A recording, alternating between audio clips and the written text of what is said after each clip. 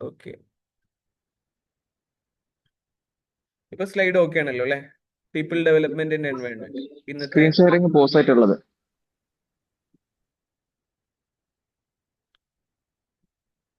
ഇപ്പോഴോ?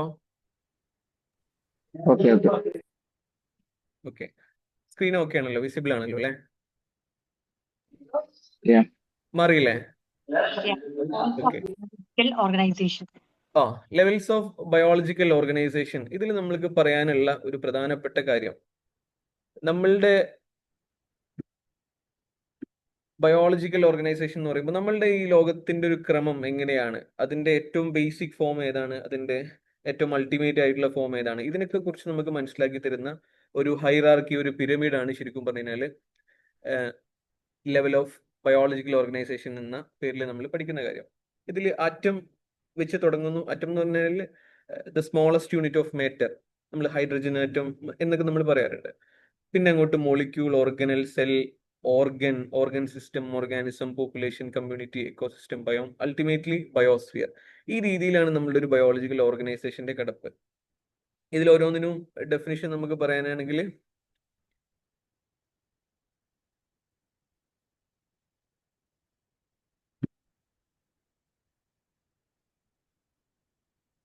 Screen move ചെയ്യുന്നില്ല.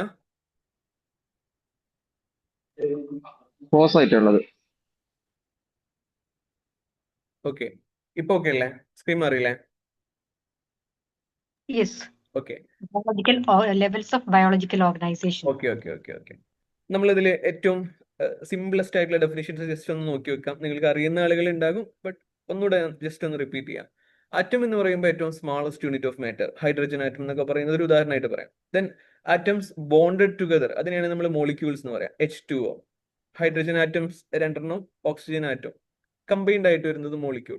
Then organelle എന്ന് പറയുമ്പോൾ ഇപ്പൊ മൈറ്റോകോൺട്രിയ, സൈറ്റോപ്ലാസം എന്നൊക്കെ പറയുന്നത് സെൽ ഓർഗനൽസ് ആണ്. ഒരു സെല്ലിന്റെ ഉള്ളിൽ വരുന്ന അതിന്റെ ഓർഗൻസിനെയാണ് നമ്മൾ എന്ത് പറയാ, സെൽ ഓർഗനൽസ് എന്ന് പറയാം. ഇപ്പൊ നമ്മളുടെ ശരീരത്തിൽ ഓർഗൻ, കൈ, കാല് എന്നൊക്കെ പറയുന്നത് പോലെ സെല്ലിന്റെ ഉള്ളിൽ വരുന്ന അതിന്റെ സെൽ പാർട്സിനെയാണ് നമ്മൾ എന്ത് പറയുന്നത്, ഓർഗനൽസ് എന്ന് പറയുന്നത്. ദെൻ സെല്ല് വരുന്നു. സെല്ല് കഴിഞ്ഞാൽ tissue. Cell basic unit of life. ഇപ്പൊ നമ്മൾ ഏറ്റവും നമ്മൾ red blood cells, WBC, white blood cells, ഇതൊക്കെ സെല്ലിന് ഉദാഹരണമായിട്ട് നമുക്ക് പറയാൻ പറ്റുന്നതാണ്. ഏറ്റവും ബേസിക് യൂണിറ്റ് ഓഫ് ലൈഫ് എന്ന് പറയുന്നത് ഈ പറഞ്ഞ സെല്ലാണ്. ബേസിക് യൂണിറ്റ് ഓഫ് ലൈഫ് എന്ന് പറയാൻ ഇപ്പൊ നമ്മൾ സ്പേം എന്ന് പറയുന്നത് ഒരു സെല്ലാണ്. അത് അതിൽ നിന്നാണ് പിന്നെ ഒരു ലൈഫിന്റെ നമ്മൾ ഈ പറയുന്ന രൂപത്തിലോട്ടൊക്കെ വളർന്നു വന്നത്. ആ ഒരു ബേസിക് ഒരു സെല്ല് എന്നുള്ളതാണെന്നുള്ളതാണ് നമ്മൾ മനസ്സിലാക്കേണ്ട ഒരു ഫാക്ട്.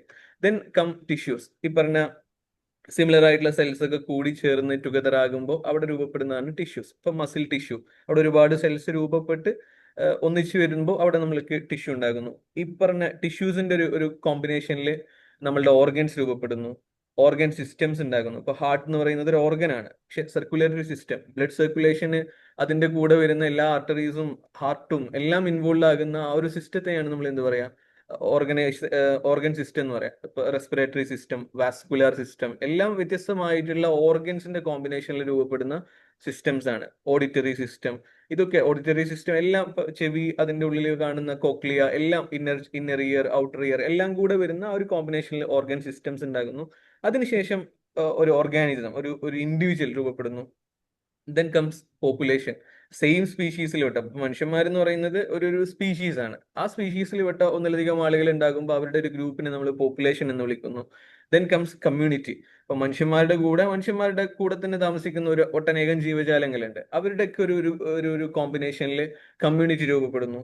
Then comes ecosystem. ഇപ്പൊ നമ്മൾ പറഞ്ഞത് എന്താണ്, ലിവിങ് ഓർഗാനിസംസിനെ കുറിച്ചാണ്, ബയോട്ടിക് കോമ്പോണൻസിനെ കുറിച്ച് മാത്രമാണ്. എന്നാൽ അബയോട്ടിക് ആയിട്ടുള്ള കുറെ കാര്യങ്ങളും നമ്മളുടെ എക്കോസിസ്റ്റത്തിന്റെ ഭാഗമായിട്ട് വരുന്നുണ്ട്. So living plus non living environment, അതിനെയാണ് നമ്മൾ എന്ത് പറയുന്നത്, എക്കോസിസ്റ്റം എന്ന് പറയുന്നത്. Then comes biome. ബയോം എന്ന് പറയുന്നത് കുറച്ചുകൂടെ ഒരു ലാർജർ സെനാരിയോയിൽ നമുക്ക് സങ്കല്പിക്കാം. ഇപ്പൊ ഒരേ സ്പെസിഫിക് ക്ലൈമറ്റ് ഉള്ള ഒരു പെർട്ടിക്കുലർ റീജിയൻ നമുക്ക് ബയോം എന്ന് പറയാം. ഇപ്പൊ ബയോം, ഇപ്പൊ നിങ്ങൾ ടുണ്ട്ര, ടൈഗ എന്നൊക്കെ പണ്ട് EVS-ലൊക്കെ പഠിച്ചിട്ടുണ്ടാകും.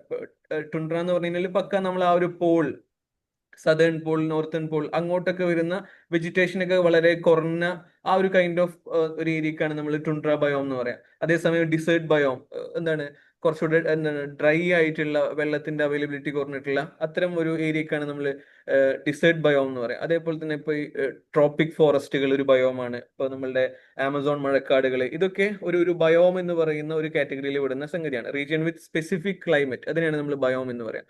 Then comes biosphere. ബയോസ്ഫിയർ എന്ന് പറയുമ്പോൾ ഓൾ ലൈഫ് ഓൺ എർത്ത്. ഇപ്പൊ നമ്മളുടെ ഞാൻ നേരത്തെ പറഞ്ഞ പോലെ ഹൈഡ്രോസ്ഫിയറും ലിതോസ്ഫിയറും അറ്റ്മോസ്ഫിയർ ഒക്കെ കൂടെ കോമ്പിനേഷനിൽ വരുന്ന നമ്മളുടെ വായുവും വെള്ളവും എല്ലാം കൂടെ വരുന്ന ആ ഒരു zone of life in the earth, അതിനെയാണ് നമ്മൾ എന്ത് പറയുന്നത്, ബയോസ്ഫിയർ എന്ന് പറയുന്നത്. ഇതാണ് നമ്മളുടെ ബയോളജിക്കൽ ഓർഗനൈസേഷന്റെ വളരെ ബേസിക് ആയിട്ട് നമുക്ക് പറയാനുള്ള കാര്യങ്ങൾ. ദെൻ നമ്മളിപ്പോ പറഞ്ഞ ബയോം നമുക്ക് ഒന്നുകൂടെ സ്പെസിഫിക് ആയിട്ടൊന്ന് നോക്കി നോക്കാം.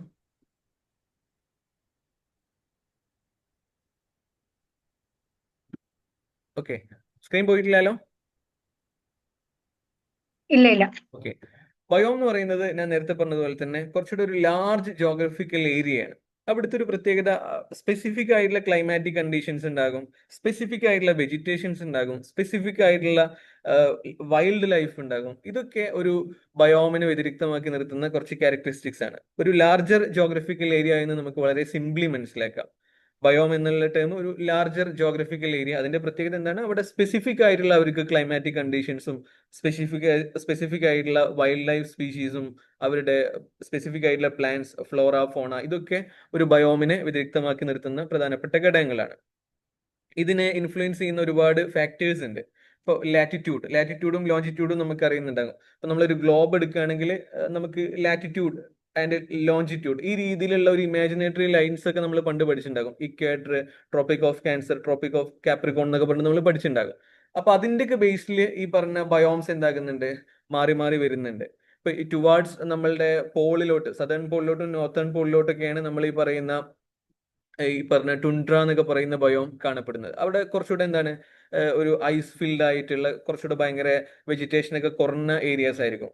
അപ്പോൾ അതാണ് ബയോമിനെ ഇൻഫ്ലുവൻസ് ചെയ്യുന്ന ഒരു പ്രധാനപ്പെട്ട ഘടകം. ലാറ്റിറ്റ്യൂഡ്, ടെമ്പറേച്ചർ, പെർസിപ്പിറ്റേഷൻ, അതായത് മഴന്റെ അവൈലബിലിറ്റി എത്രത്തോളം ഉണ്ട്, അവിടെ ആ ഒരു പെർസിപ്പിറ്റേഷൻ സൈക്കിൾ എത്രത്തോളം വർക്ക് ചെയ്യുന്നുണ്ട്, ഇതൊക്കെ ബയോമിനെ ഇൻഫ്ലുവൻസ് ചെയ്യുന്ന പ്രധാനപ്പെട്ട ഘടകങ്ങളാണ്. ഇപ്പോ അക്രോസ് കോണ്ടിനെന്റ്സ് നമുക്ക് ഈ പറഞ്ഞ വ്യത്യസ്തമായിട്ടുള്ള ബയോമുകൾ നമുക്ക് കാണാൻ പറ്റും. അത് അവിടുത്തെ ക്ലൈമറ്റിനെയും അവിടുത്തെ വെജിറ്റേഷൻ ടൈപ്സ്, അവിടുത്തെ ഫ്ലോറ, ഫോണ, ഇതിനൊക്കെ എന്താക്കുന്നുണ്ട്, കൃത്യമായിട്ട് ഇൻഫ്ലുവൻസ് ചെയ്യുന്നുണ്ട്.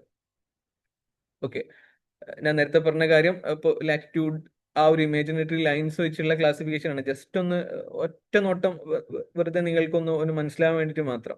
ഇപ്പൊ 0° വരുന്നത് ഇക്വേറ്റർ, പിന്നെ 23.5 സദേൺ വരുമ്പോൾ ട്രോപ്പിക് ഓഫ് കാപ്രിക്കോൺ, 23.5 നോർത്തേൺ പോകുമ്പോൾ ട്രോപ്പിക് ഓഫ് ക്യാൻസർ, ഫൈനലി വല്ലാണ്ട് ആ പോൾ ഭാഗത്തോട്ട് അന്റാർട്ടിക് സർക്കിൾ, മേലെ ആർട്ടിക് സർക്കിൾ. ഈ രീതിയിലാണ് ഇതിന്റെ ഒരു ക്ലാസിഫിക്കേഷൻ വരുന്നത്. ഇത് ബയോമുമായി ബന്ധപ്പെട്ടല്ല, ഞാൻ ആ ഒരു ലാറ്റിറ്റ്യൂഡ് എന്താണെന്നുള്ളത് മനസ്സിലാക്കാൻ വേണ്ടിയിട്ടാണ്. ഇനി വ്യത്യസ്തമായിട്ടുള്ള ബയോമുകൾ ഉണ്ട് എന്ന് ഞാൻ പറഞ്ഞു. ബയോമുകൾ, റെയിൻ ഫോറസ്റ്റുകൾ ഒരു ബയോമാണ്, ടെമ്പറേറ്റ് ഫോറസ്റ്റുകൾ മറ്റൊരു ബയോമാണ്. ടൈഗ എന്ന് പറഞ്ഞു കഴിഞ്ഞാൽ ഈ ടുണ്ട്ര എന്ന് പറഞ്ഞ ബയോമിന്റെ അത്ര എന്തല്ല കോൾഡ് അല്ല, ബട്ട് ഹവർ അവിടെയാണ് ഈ പറഞ്ഞ ഈ പൈൻ ട്രീസ്, ആ കൈൻഡ് ഓഫ് ട്രീസ് ഒക്കെ കാണപ്പെടുന്ന ഒരു ഏരിയയാണ്. ഡിസേർട്ടുകൾ ഉണ്ട്, ഗ്രാസ് ലാൻഡുകൾ ഉണ്ട്. സാവന്ന എന്ന് പറഞ്ഞാൽ പക്ക ഡിസേർട്ട് അല്ല, ബട്ട് ഡ്രൈ ആണ്. അവിടെ കുറച്ച് കൈൻഡ് ഓഫ് പ്ലാന്റ്സും കാര്യങ്ങളൊക്കെ കാണപ്പെടുന്നു. പിന്നെ മെറൈൻ, ഫ്രഷ് വാട്ടർ ബയോംസ്, ഇങ്ങനെ ഒരുപാട് വ്യത്യസ്ത തരത്തിലുള്ള ബയോമുകളുണ്ട്. നമുക്ക് ഓരോന്നും ജസ്റ്റ് ഒന്ന് അതിന്റെ ഫീച്ചേഴ്സ് നോക്കി പോകാം. ടുണ്ട്ര എന്ന് പറയുമ്പോൾ കോൾഡ് ആണ്, മിനിമൽ വെജിറ്റേഷൻ, അവിടെ വെജിറ്റേഷൻ വളരെ കുറവാണ്, പെർമ ഫ്രോസ്റ്റ് ഒക്കെ ഉണ്ടാകുന്ന ഏരിയയാണ് ടുണ്ട്ര എന്ന് പറയുന്നത്. ആർട്ടിക് ടുണ്ട്ര, ഇപ്പൊ നമ്മൾ പറഞ്ഞ ആ ഒരു പോൾ ഏരിയയിലൊക്കെ വരുന്നതാണ് ടുണ്ട്ര എന്ന് പറയുന്ന ആ ഒരു ബയോം. ടൈഗ, അതിന് വേറൊരു പേരും പറയാറുണ്ട്, ബോറിയൽ ഫോറസ്റ്റ്. ടൈഗന്റെ പ്രത്യേകത കോണിഫറസ് ഫോറസ്റ്റ് എന്നാണ് നമ്മൾ പറയാം. ഇപ്പൊ കോണിഫറസ് എന്ന് പറഞ്ഞാൽ നമ്മൾ ആ ക്രിസ്മസ് ട്രീ ഒക്കെ ഉണ്ടല്ലോ, അല്ലെങ്കിൽ പൈൻ ട്രീ ഒക്കെ ഉണ്ടല്ലോ, ആ കൈൻഡ് ഓഫ് ഒരുപാട് ബ്രാഞ്ചസ് ഒന്നും ഇല്ല, ഒറ്റ സ്ട്രെച്ചിൽ പോയിട്ട് ഇലകൾ വരുന്ന ആ ഒരു കൈൻഡ് ഓഫ് ട്രീസിനൊക്കെയാണ് നമ്മൾ കോണിഫറസ് ഫോറസ്റ്റ് എന്ന് പറയാം. അത്തരം സംഗതികളൊക്കെ ടൈഗന്റെ ഒരു പ്രധാനപ്പെട്ട സവിശേഷതയാണ്. അവിടുത്തെ ഒരു ക്ലൈമറ്റ് പറയുകയാണെങ്കിൽ കോൾഡ് ആണ്. എക്സാമ്പിൾ സൈബീരിയൻ ടൈഗ ഒരു ഉദാഹരണമായിട്ട് നമുക്ക് ഇതിൽ പറയാൻ പറ്റും. ഗ്രാസ് ലാൻഡ് ഉണ്ട്, വൈഡ് ആയിട്ടുള്ള ഓപ്പൺ സ്പേസസ്, കുറഞ്ഞ ഗ്രാസ് ഉണ്ടാകും, ഫ്യൂ ട്രീസ്, പിന്നെ സീസണൽ റെയിൻഫാൾ, അതാണ് ഗ്രാസ് ലാൻഡിന്റെ ഒരു പ്രത്യേകത. Then desert, hot, cold, dry, sparse vegetation, എല്ലാ കൈൻഡ് ഓഫ് സംഗതികളും വരാറുണ്ട്. നമ്മൾ കോമൺലി നമുക്ക് അറിയുന്നത് ഹോട്ടും ഡ്രൈയും ആണ്, ബട്ട് കോൾഡും ഡിസേർട്ടിന്റെ ഒരു പ്രധാനപ്പെട്ട ഫീച്ചറായിട്ട് പറയാറുണ്ട്. സഹാറ ഡിസേർട്ട് ഒക്കെ ഒരു ഉദാഹരണമായിട്ട് നമുക്ക് എടുക്കാം. ടെമ്പറേറ്റ് ഫോറസ്റ്റ് ഉണ്ട്, ട്രോപ്പിക്കൽ റെയിൻ ഫോറസ്റ്റ് ഉണ്ട്. ടെമ്പറേറ്റ് ഫോറസ്റ്റിന്റെ പ്രത്യേകത 4 സീസൺസ് ലഭിക്കുന്ന ഡെഡീഷ്യസ് ട്രീസ് ഉള്ള ഒരു മോഡറേറ്റ് റെയിൻഫോൾ ഒക്കെ ലഭിക്കുന്ന രീതിയിലുള്ള ഫോറസ്റ്റുകളൊക്കെയാണ് നമ്മൾ ടെമ്പറേറ്റ് ഫോറസ്റ്റ് എന്ന് പറയാം. ആ ടേമുകൾ മാത്രം ഒന്ന് ആലോചിച്ച് വെക്കുക. ട്രോപ്പിക്കൽ റെയിൻ ഫോറസ്റ്റ് കുറച്ചുകൂടെ warm, humid, dense vegetation, high rainfall. ഇപ്പം നമ്മൾ ഈ പറഞ്ഞ ആമസോൺ മഴക്കാടുകളൊക്കെ ട്രോപ്പിക്കൽ റെയിൻ ഫോറസ്റ്റ് എന്ന് പറയുന്ന ആ ഒരു ബയോമിൽ വിടുന്നതാണ്. ടെമ്പറേറ്റ് ഗ്രാസ് ലാൻഡുകൾ ഉണ്ട്, cold winters, hot summers, grasses, few trees.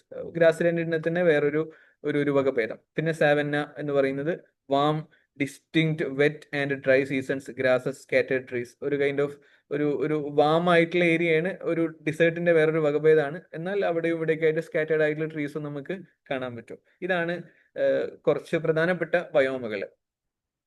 Okay, ഇനി എന്താണ് ബയോസ്ഫിയർ? നമ്മൾ നേരത്തെ പറഞ്ഞു ബയോസ്ഫിയർ എന്ന് പറഞ്ഞാൽ zone of life on earth എന്ന് നമുക്ക് ഒറ്റ വാക്കിൽ ഒരു നെറ്റ്ഷെല്ലിൽ നമുക്ക് പറയാൻ പറ്റുന്ന കാര്യമാണ്. വളരെ കോംപ്ലക്സ് ആയിട്ടുള്ള ഒരു സിസ്റ്റം ആണ്. ഇതിൽ നമ്മളുടെ ഈ പറഞ്ഞ അറ്റ്മോസ്ഫിയറിന്റെയും ലിതോസ്ഫിയറിന്റെയും ഹൈഡ്രോസ്ഫിയറിന്റെ ഒക്കെ ഒരു ഇന്ററാക്ഷൻ വളരെ വൃത്തിയിൽ സംഭവിക്കുന്ന ഒരു ഏരിയയാണ് ബയോസ്ഫിയർ എന്ന് പറയുന്നത്. അറ്റ്മോസ്ഫിയർ എന്ന് പറയുമ്പോൾ എയർ ആണ്. ലിതോസ്ഫിയർ എന്ന് പറഞ്ഞാൽ നമ്മളുടെ ഭൂമി, ക്രസ്റ്റും മാന്റിലൊക്കെ ഉൾപ്പെടുന്ന നമ്മളുടെ ഭൂമിയുടെ ഭാഗം. ഹൈഡ്രോസ്ഫിയർ എന്ന് പറയുമ്പോൾ വെള്ളവുമായി ബന്ധപ്പെട്ട് വരുന്ന അതിന്റെ ആ ഒരു ഭാഗം. ഇതിന്റെ മൂന്നിന്റെയും ഒരു കോമ്പിനേഷനാണ് നമ്മൾ എന്ത് പറയാ, ബയോസ്ഫിയർ എന്ന് പറയാം. ഇനി എക്കോസിസ്റ്റം എന്ന് പറയുന്ന ഒരു ടേമാണ് അടുത്തതായിട്ട് നമ്മൾ പരിചയപ്പെടാൻ പോകുന്നത്. എക്കോസിസ്റ്റം ഞാൻ നേരത്തെ പറഞ്ഞു, നമ്മൾ ഇങ്ങനെ അതിന്റെ ആ ഒരു ഹൈറാർക്കി പറഞ്ഞു വന്നേരം കമ്മ്യൂണിറ്റി കഴിഞ്ഞ് നമ്മൾ പറഞ്ഞതാണ് എക്കോസിസ്റ്റം. എക്കോസിസ്റ്റത്തിന്റെ ഒരു പ്രധാനപ്പെട്ട സവിശേഷത അവിടെ അബയോട്ടിക് ആൻഡ് ബയോട്ടിക് ഫാക്ടേഴ്സ് അവിടെ ഇൻവോൾവ് ആകുന്നുണ്ട്, അവിടെ പ്രധാനപ്പെട്ട കമ്പോണൻസ് ആയിട്ട് വരുന്നുണ്ട് എന്നുള്ളതാണ് എക്കോസിസ്റ്റത്തിന്റെ വളരെ പ്രധാനപ്പെട്ട ഒരു സവിശേഷത. ഇത് ഇനി കൃത്യമായിട്ട് മനസ്സിലാക്കണേ, ഇത് തെറ്റിപ്പോരുത്. ബയോട്ടിക് ഫാക്ടേഴ്സും ഉണ്ട്, അബയോട്ടിക് ഫാക്ടേഴ്സും ഉണ്ട്. ബയോട്ടിക് ഫാക്ടേഴ്സിൽ നമുക്ക് ഒരു 3 ക്ലാസിഫിക്കേഷൻ നമുക്ക് പറയാം. പ്രൊഡ്യൂസേഴ്സ് ഉണ്ടാകും, കൺസ്യൂമേഴ്സ് ഉണ്ടാകും, ഡീകമ്പോസേഴ്സ് ഉണ്ടാകും. എന്താന്ന് ഞാൻ പറഞ്ഞുതരാം. അബയോട്ടിക് ഫാക്ടേഴ്സിൽ ഒരു എക്കോസിസ്റ്റത്തിനെ നിർണ്ണയിക്കുന്ന പ്രധാനപ്പെട്ട ഒരു ഘടകമാണ് അബയോട്ടിക് ഫാക്ടേഴ്സ്. അതിൽ വരുന്നതാണ് ക്ലൈമറ്റ് ഫാക്ടേഴ്സ് ഉണ്ട്, അവിടുത്തെ എഡാഫിക് ഫാക്ടേഴ്സ് ഉണ്ട്, ടോപ്പോഗ്രാഫിക് ഫാക്ടേഴ്സ് ഉണ്ട്. ഈ 3 ഫാക്ടേഴ്സും വളരെ പ്രധാനമാണ്. അത് എന്താണെന്നുള്ളത് നമുക്ക് നോക്കാം. ബയോട്ടിക്കിലുള്ള പ്രധാനപ്പെട്ട ഡിഫറൻസ് നമ്മൾ പറയുകയാണെങ്കിൽ, അബയോട്ടിക്കിൽ വരുന്നതാണ് climatic, edaphic and topographic factors. Climatic എന്ന് പറഞ്ഞു കഴിഞ്ഞാൽ അവിടുത്തെ വെതർ കണ്ടീഷൻസ്, അവിടെ ഏതളവിൽ മഴ ലഭിക്കുന്നുണ്ട്, എത്രത്തോളം അവിടെ ചൂടിൽ ഉണ്ടാകുന്നുണ്ട്, അവിടുത്തെ ടെമ്പറേച്ചർ എത്രയാണ്, ഇത്തരം കാര്യങ്ങളൊക്കെയാണ് വെതർ കണ്ടീഷൻസ്. അവിടുത്തെ ടെമ്പറേച്ചറിനെയും റെയിൻഫോളിനെയും ഹ്യൂമിഡിറ്റിനെയും സൺലൈറ്റിനെയൊക്കെ ഇൻഫ്ലുവൻസ് ചെയ്യുന്ന വെതർ കണ്ടീഷൻസിനെയാണ് നമ്മൾ എന്ത് പറയാം, അബയോട്ടിക് ഫാക്ടേഴ്സിൽ ക്ലൈമാറ്റിക് എന്നുകൊണ്ട് ഉദ്ദേശിക്കുന്നത്. ഇനി എഡാറ്റിക് മേ ബി ഒരു പുതിയ ടേം ആയിരിക്കും നിങ്ങൾക്ക്.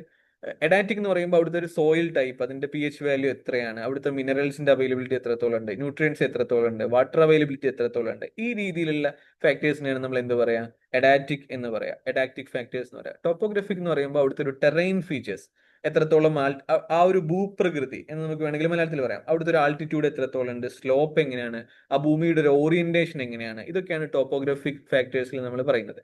ഇതൊക്കെ ഒരു എക്കോസിസ്റ്റത്തിന് വളരെ പ്രധാനപ്പെട്ട അതിന്റെ അബയോട്ടിക് ഫാക്ടേഴ്സ് ആണ്, അബയോട്ടിക് കമ്പോണൻസ് ആണെന്നുള്ളത് മനസ്സിലാക്കുക. ഇനി നമ്മൾ ബയോട്ടിക് പറയുമ്പോൾ അവിടെ ഒരു 3 കാറ്റഗറി ഉണ്ട്.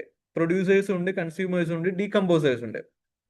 പ്രൊഡ്യൂസേഴ്സ് എന്ന് പറയുമ്പോൾ ഏറ്റവും അൾട്ടിമേറ്റ്ലി മനസ്സിലാക്കേണ്ട ആ ടേമിൽ തന്നെ ഉണ്ട്, plants and algae that produce food through photosynthesis. ഇപ്പൊ നമുക്കറിയാം, ഇപ്പോൾ ഈ സൂര്യപ്രകാശത്തിൽ നിന്ന് നേരിട്ട് ഒരു കെമിക്കൽ എനർജി ഒക്കെ ഉണ്ടാക്കുന്നത് നമ്മൾ പറയുന്ന ഈ പറഞ്ഞ പ്ലാന്റ്സ് മാത്രമാണ്, അല്ലെങ്കിൽ പ്ലാന്റ്സും അതുപോലുള്ള ആൽഗയൊക്കെ മാത്രമാണ്. കാരണം അവര് നേരെ എന്താണ്, അവർക്ക് വേണ്ടിയിട്ടുള്ള ഫുഡ് അവർ തന്നെ പ്രൊഡ്യൂസ് ചെയ്യാണ്, ഡയറക്ട്ലി അവര് ഫുഡ് പ്രൊഡ്യൂസ് ചെയ്യുന്നു ത്രൂ ഫോട്ടോസിന്തസിസ്. ഇതാണ് പ്രൊഡ്യൂസേഴ്സ് എന്ന് പറയുന്ന ഒരു കാറ്റഗറി. ദെൻ കൺസ്യൂമേഴ്സ് ഉണ്ട്. കൺസ്യൂമേഴ്സ് തന്നെ അത് വീണ്ടും അതിന്റെ ഒരു ഹൈറാർക്കി മൾട്ടി ലെയർ ആയിട്ട് വരുന്നുണ്ട്. കൺസ്യൂമേഴ്സ് എന്ന് പറയുമ്പോൾ organisms that eat other organisms. ഇപ്പൊ നമ്മളൊക്കെ പറഞ്ഞ പോലെ കൺസ്യൂമേഴ്സ് എന്ന് പറയുന്ന ഒരു കാറ്റഗറി പെട്ടതാണ്. കൺസ്യൂമേഴ്സിൽ തന്നെ ഹെർബിവോറസ് ഉണ്ട്, കാർണിവോറസ് ഉണ്ട്, ഒംനിവോറസ് ഉണ്ട്. പഴയ നിങ്ങളൊക്കെ ബേസിക് ആയിട്ട് അറിയുന്ന കാര്യങ്ങൾ തന്നെയാണ്, ജസ്റ്റ് റിപ്പീറ്റിംഗ്.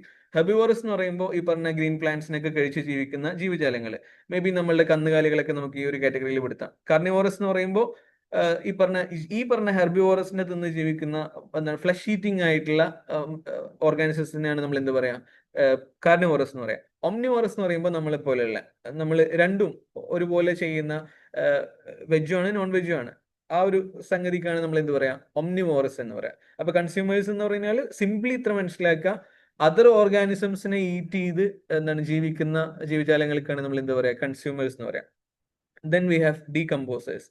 ഫംഗൈ, ഫംഗസിന്റെ പ്ലൂറൽ ആണ്. Bacteria and other organisms that break down dead matter and recycle nutrients. അതായത് ഈ ഡെഡ് മാറ്ററിനെ, എന്താണ്, നശിച്ചു പോയ സാധനത്തിനെ വീണ്ടും ബ്രേക്ക് ഡൗൺ ചെയ്ത് അതിനെ റീസൈക്കിൾ ചെയ്യുന്ന ആ ഒരു പ്രോസസ്സിൽ ഇൻവോൾവ് ആകുന്ന ഓർഗാനിസത്തിനെയാണ് നമ്മൾ എന്താ പറയാ, ബാക്ടീരിയ അല്ലെങ്കിൽ ഫംഗൈ എന്നൊക്കെ നമ്മൾ പറയുന്നത്. ഇതാണ് biotic and abiotic components of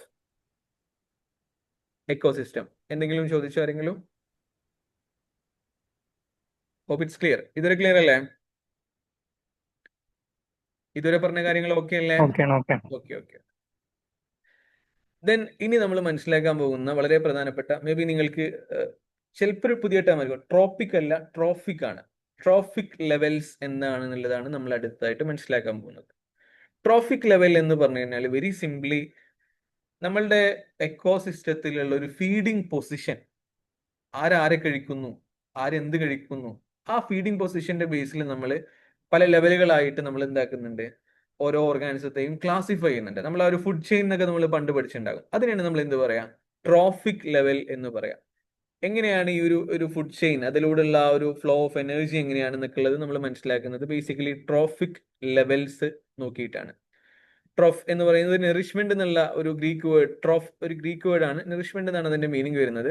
അപ്പൊ എങ്ങനെയാണ് ഓരോ ലെവലിലും ആ ഒരു എനർജി ഫ്ലോ സംഭവിക്കുന്നത് എന്നാണ് നമ്മൾ നോക്കുന്നത്. ഓക്കെ, ഇതിൽ ഏറ്റവും താഴെ വരുന്നത് നമ്മൾ പറഞ്ഞ പ്രൊഡ്യൂസേഴ്സ് ആണ്. പ്രൊഡ്യൂസേഴ്സ് എന്ന് പറഞ്ഞു കഴിഞ്ഞാൽ അവർ ഫോട്ടോസിന്തസിസ് വഴി അവർക്ക് ആവശ്യമായിട്ടുള്ള ഫുഡ് ഉണ്ടാക്കുന്നു. ഇപ്പൊ മരങ്ങളൊന്നും വേറെ ആരും ഡിപ്പെൻഡ് ചെയ്യുന്നില്ല. That's it. അവർക്ക് വേണ്ട ഫുഡ് അവർ തന്നെ പ്രൊഡ്യൂസ് ചെയ്യുന്നു എന്നുള്ളതാണ്. ദെൻ കംസ് അതിന്റെ ഒരു ഫസ്റ്റ് ലെവൽ, സെക്കൻഡ് ലെവലിൽ വരുന്നതാണ് പ്രൈമറി കൺസ്യൂമേഴ്സ്. ഇപ്പോൾ ഏറ്റവും ഫസ്റ്റ് ലെവലിൽ ട്രോഫിക് ലെവലിൽ വരുന്നതാണ് പ്രൊഡ്യൂസേഴ്സ്. ദെൻ സെക്കൻഡ് ലെവലിൽ വരുന്നതാണ് പ്രൈമറി കൺസ്യൂമേഴ്സ്. അതായത് ഇപ്പൊ ഈ പറഞ്ഞ പോലെ ഈ പുല്ലും എന്താണ് ഇലകളൊക്കെ കഴിച്ച് ജീവിക്കുന്ന ജീവജാലങ്ങൾ, പ്രൈമറി കൺസ്യൂമേഴ്സ്.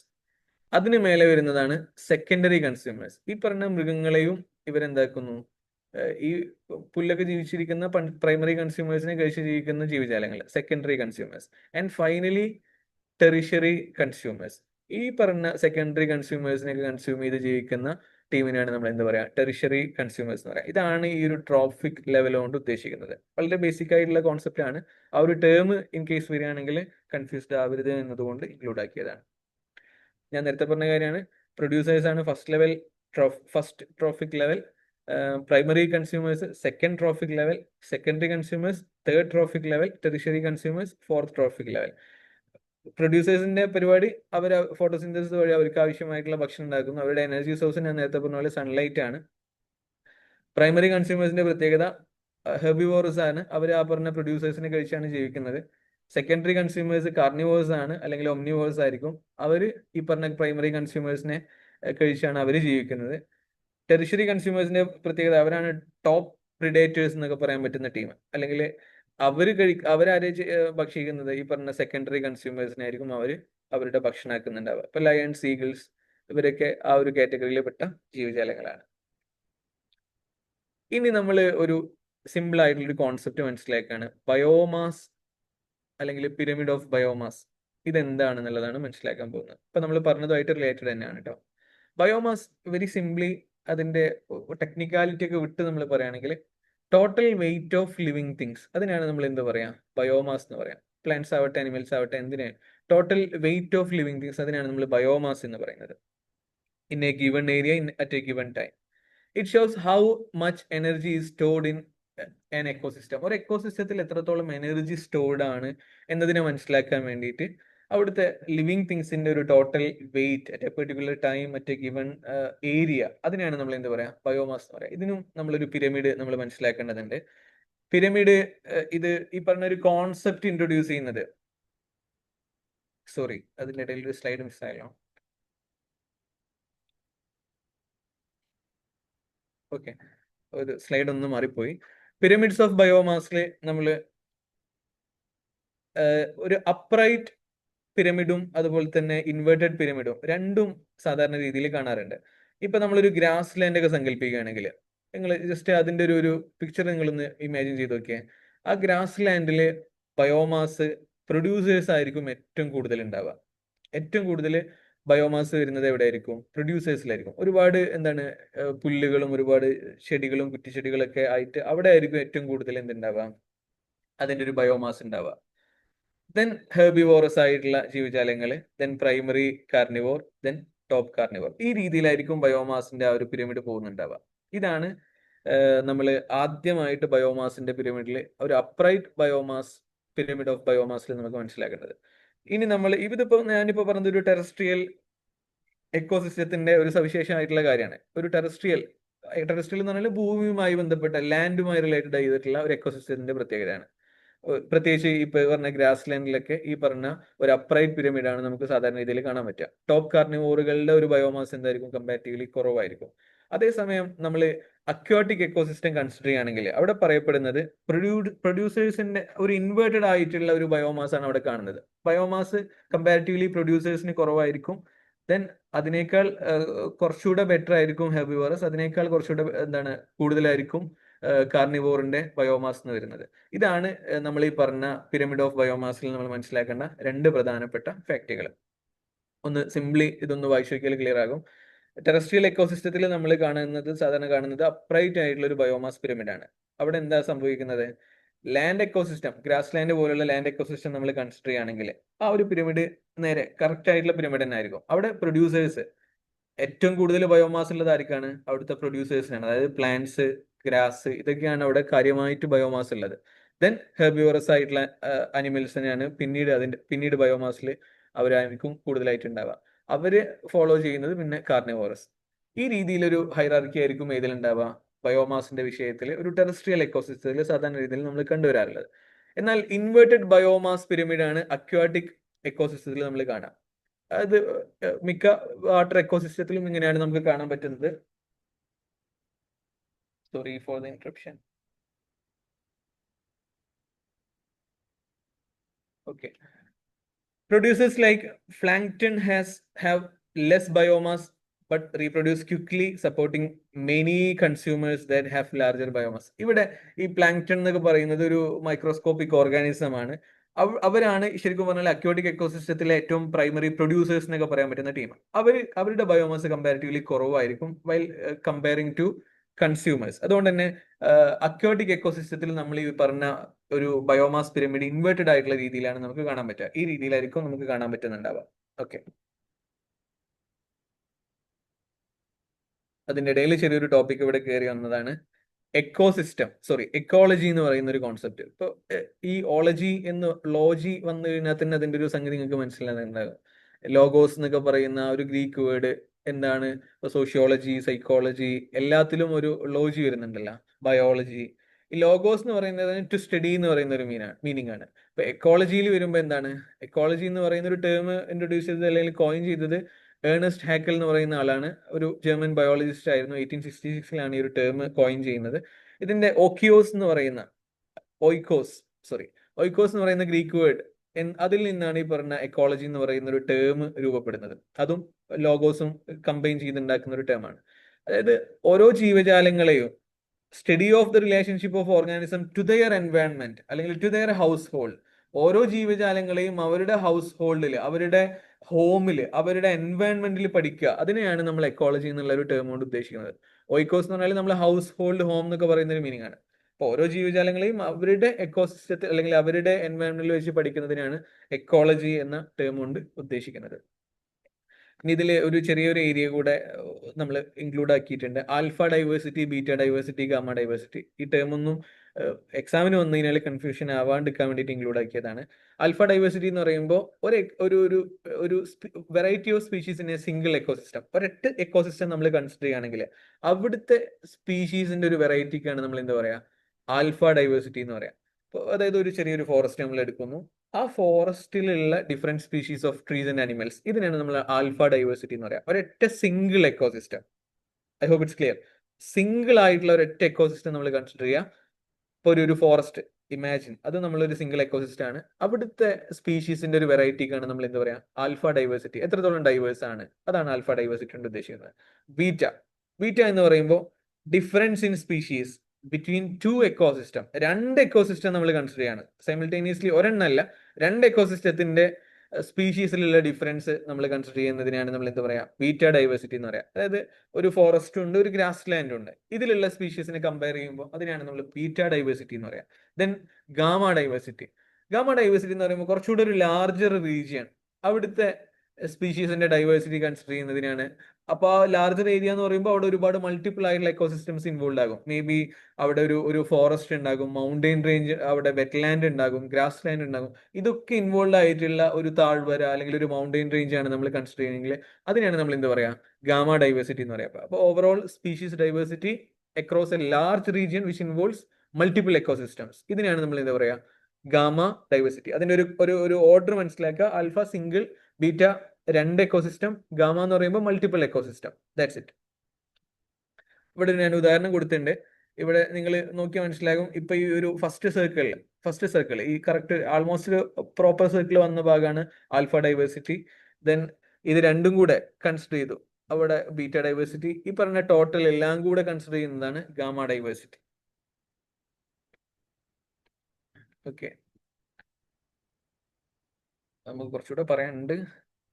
ഇനി പിരമിഡ് ഓഫ് ബയോമാസിന്റെ ഇടയിൽ മറ്റേത് അറിയാണ്ട് കയറി വന്നതാണ് പിരമിഡ് ഓഫ് എനർജി കൂടെ നമ്മൾ ഇതിന്റെ ഭാഗമായിട്ട് മനസ്സിലാക്കണം. പിരമിഡ് ഓഫ് എനർജി എന്ന് പറഞ്ഞാൽ എങ്ങനെയാണ് എനർജി എക്കോസിസ്റ്റത്തിൽ ഫ്ലോ ചെയ്യുന്നത്, അതിന്റെ ഒരു ഫ്ലോ എങ്ങനെയാണ് എന്ന് മനസ്സിലാക്കി തരുന്ന ഒരു പ്രധാനപ്പെട്ട പിരമിഡാണ് പിരമിഡ് ഓഫ് എനർജി എന്ന് പറയുന്നത്. പ്രൊഡ്യൂസേഴ്സിൽ നിന്ന് കൺസ്യൂമേഴ്സിലോട്ട് എങ്ങനെയാണ് ഒരു എനർജി ഫ്ലോ എന്ന് നമുക്ക് മനസ്സിലാക്കി തരുന്നു. ഒരു ട്രോഫിക് ലെവലിൽ നമ്മൾ കൺസിഡർ ചെയ്യുകയാണെങ്കിൽ ഓരോ energy decreases as it moves up each trophic level. ഇപ്പൊ ഏറ്റവും താഴെ നമ്മൾ പ്രൊഡ്യൂസേഴ്സ് ഉണ്ട്, ദെൻ അവിടെ നമ്മളുടെ primary consumers, secondary consumers, tertiary consumers. ഇങ്ങനെ ഓരോ ട്രോഫിക് ലെവലും മുകളിലോട്ട് പോകുന്നതിനനുസരിച്ച് എനർജി എന്താകുന്നുണ്ട്, ക്രമാതീതമായിട്ട് കുറയുന്നുണ്ട്. ഇതിനെയാണ് നമ്മൾ പിരമിഡ് ഓഫ് എനർജിയിൽ മനസ്സിലാക്കേണ്ട ഒരു പ്രധാനപ്പെട്ട സംഗതി. ഇനി എന്താണ് നമ്മളുടെ എനർജി സോഴ്സ് എന്നുള്ളത് വളരെ പ്രധാനപ്പെട്ട ഒരു ചോദ്യമാണ്. സൺലൈറ്റ് ആണ്. സൺലൈറ്റിന്റെ ആ ഒരു സോളാർ എനർജി നമ്മൾ കൺസിഡർ ചെയ്യുന്നത് ജോൾ എന്ന് പറയുന്ന ഒരു മെഷർമെന്റ് ഉപയോഗിച്ചാണ്. ജോൾ, JAULES, അതാണ് അതിന്റെ യൂണിറ്റ്. അപ്പോൾ sun provides primary energy for the ecosystem in the form of solar energy. അപ്പോൾ പ്രൊഡ്യൂസേഴ്സ് ആയിട്ടുള്ള plants capture the energy through photosynthesis to create food.